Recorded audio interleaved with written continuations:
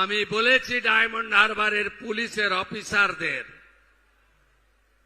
Call record এবং WhatsApp chat জমা দিতে হবে। ভাইপোর পিএর ডাইরেকশনে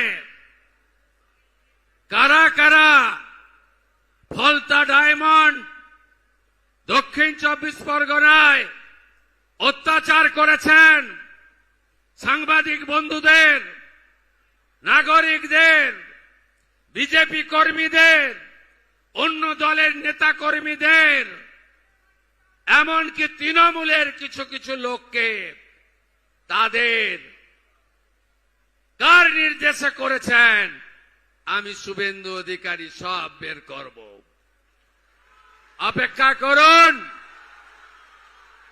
বিনীত গোয়েল, ইন্দিরা মুখার্জি